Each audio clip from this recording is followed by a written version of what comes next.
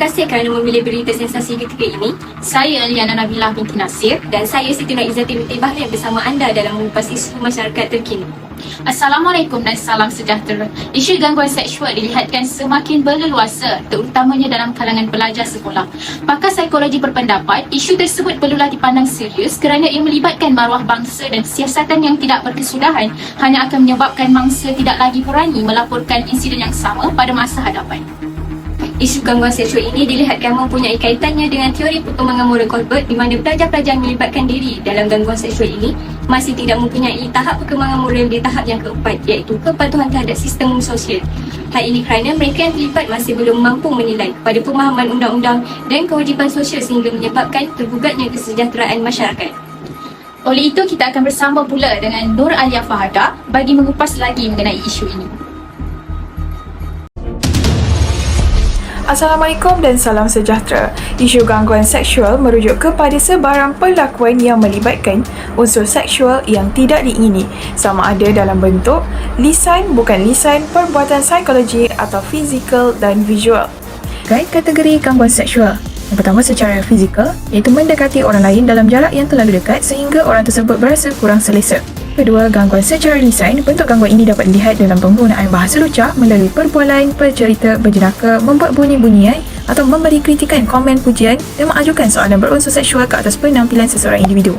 Bukan lisan pula, iaitu secara isyarat adalah dipamerkan melalui sikap atau perilaku seseorang yang memberi maksud atau gambaran keinginan yang berunsur seksual. Selanjutnya, gangguan secara visual iaitu dengan menghantar nota, surat, email, short messaging system SMS, multimedia messaging system MMS, gambar dan sebagainya dalam platform media sosial seperti Facebook, WhatsApp, Twitter dan pelbagai lagi aplikasi lain. Terakhir sekali, gangguan secara psikologi iaitu perbuatan cuba merapati secara seksual, mendorong, mendesak, mengugut atau memujuk rayu bagi memenuhi keinginan seksual.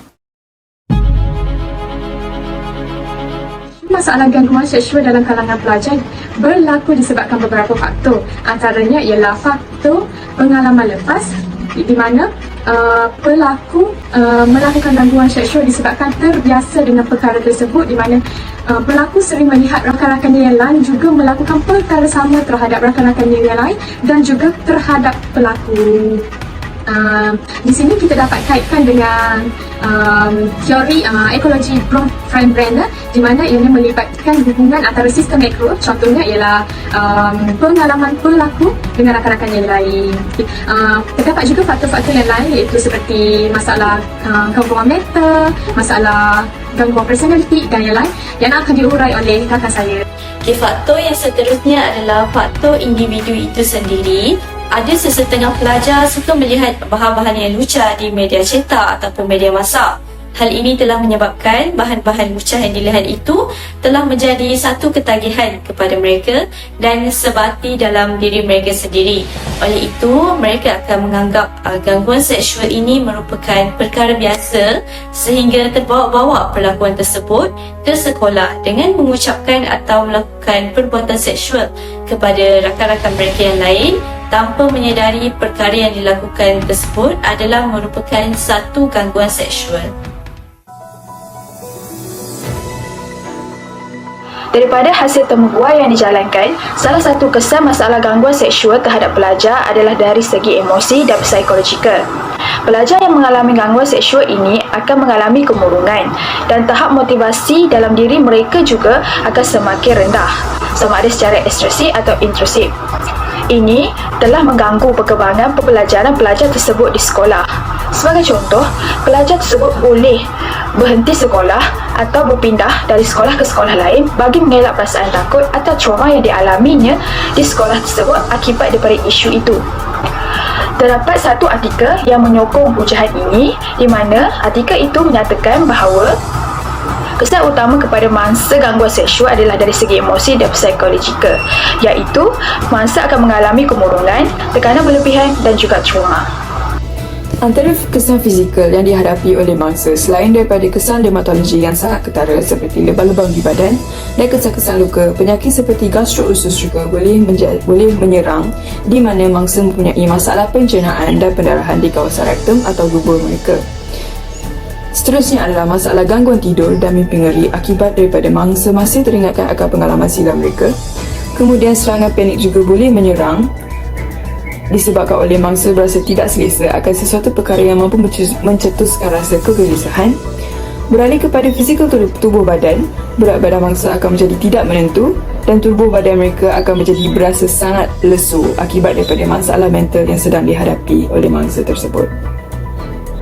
Kembali lagi bersama saya, Liana Nabilah binti Nasir. Seterusnya, mari kita beralih kepada langkah-langkah dan juga cabaran isu gangguan seksual. Salah satu langkah yang boleh dilakukan adalah melalui peranan ibu bapa sejak peringkat awal lagi, dengan ibu bapa haruslah memberikan pendidikan awal kepada anak-anak untuk melindungi diri mereka. Misalnya, ibu bapa boleh memberikan peringatan kepada anak-anak untuk tidak sewenang-wenangnya membiarkan diri mereka disentuh, sebagai contoh sama ada melalui sentuhan tangan ataupun sebagainya. Seterusnya, ibu bapa juga boleh memberikan pengenalan awal tentang alat sulit masing-masing anak-anak. Dengan ini, anak-anak dapat membedakan dan mengetahui apa yang boleh dilakukan dan tidak boleh dilakukan. Selain itu, ibu bapa juga haruslah membantu anak-anak untuk berani menyatakan pendapat mereka seperti mengatakan tidak untuk perkara yang tidak sepatutnya.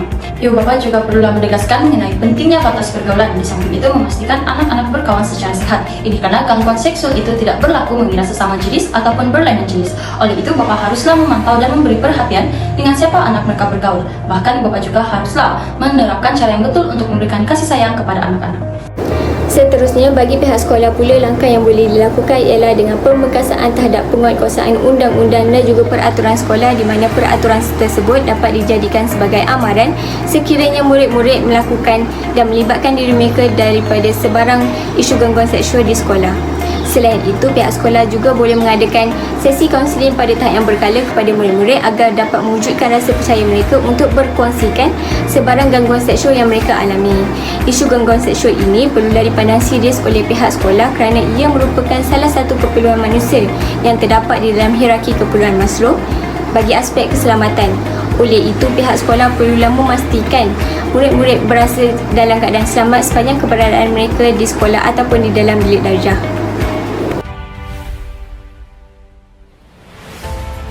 Antara cabaran yang dihadapi oleh guru apabila isu gangguan seksual berlaku adalah untuk mewujudkan rasa percaya mangsa terhadap guru. Mangsa gangguan seksual akan berasa segan dan malu untuk berkongsi cerita mengenai masalah gangguan seksual yang dihadapinya kepada guru kerana takut akan menerima ancaman daripada pelaku sekiranya mereka menceritakan apa yang telah terjadi. Ini menyebabkan mangsa merasa tertekan kerana hanya memandang tanpa berkongsi dengan orang lain. Apabila keadaan ini berterusan, ia memberi impak yang lebih teruk kepada bangsa. Dengan demikian, guru hendaklah sentiasa berinteraksi dengan pelajar supaya mereka lebih percaya untuk berkongsi masalah mereka tanpa ada keterbatasan. Cabaran yang dihadapi mengenai isu gangguan seksual ini adalah proses perkembangan pelaku itu. Banyak perkara perlu dilakukan untuk mengubah tingkah laku dan cara berfikir pelaku tersebut. Hal ini demikian kerana pelaku sudah terbiasa dengan pemikiran yang tidak elok disebabkan pengaruh daripada media massa, rakan sebaya dan sebagainya. Lebih-lebih lagi, kehidupan era sekarang yang kaya dengan teknologi memudahkan seseorang itu mengakses perkara-perkara yang tidak elok seperti bahan-bahan pornografi atau gambar dan video yang tidak sepatutnya. Menurut cikgu kaunseling yang ditemu bual, terdapat kes tertentu pelaku telah terlibat dengan perasaan seronok atau suka tanpa menyedari bahawa ianya boleh menjadi satu kesalahan jenayah. Oleh itu, pemerhatian dan penerokaan terhadap pelaku ini adalah satu cabaran yang perlu dijalankan dengan berhati-hati supaya isu ini tidak akan berlaku lagi pada masa seterusnya.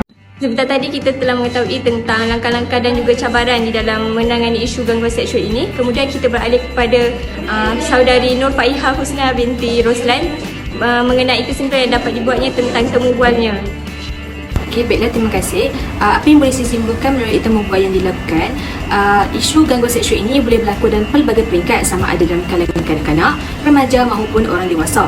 Dan lebih mengejutkan juga, isu ini turut berlaku dalam kalangan sesama jantina. Isu gangguan seksual ini juga dilihat amat membimbangkan kerana masih belum menemui jalan penyelesaiannya. Oleh itu, semua pihak seharusnya memainkan peranan dalam membasmi isu ini daripada terus menjadi barah dalam kalangan masyarakat, terutamanya dalam kalangan remaja. Ibu bapa dan pihak sekolah perlulah peka dan cakna akan sebarang perubahan dalam diri anak-anak mereka. Menurut Albert Bandura dalam teori pembelajaran sosial, penekanan perlulah dilakukan terhadap perubahan tingkah laku, pemikiran dan emosi kerana ianya boleh terhasil melalui pemerhatian terhadap orang lain. Sekian sahaja daripada saya, terima kasih. Okey, remaja ni satu peringkat yang mana emosi mereka ni bermula meningkat ataupun berubah dari semasa ke semasa. Dia manusia biasa juga. Cuma cabarannya di peringkat remaja, dia mudah terjebak dengan perkara-perkara ni sebab kekurangan ilmu dan keinginan dia nak mencuba. Jadi ini kita tak boleh menafikan, kita tak boleh nafikan lah, menjadi cabaran jugalah kan. Sebab mereka kata nak cuba, nak tahu benda tu apa akan berlaku. Jadi perubahan sosial yang berlaku pada peringkat remaja ni menyumbang kepada perkembangan tingkah laku individu tu sendirilah.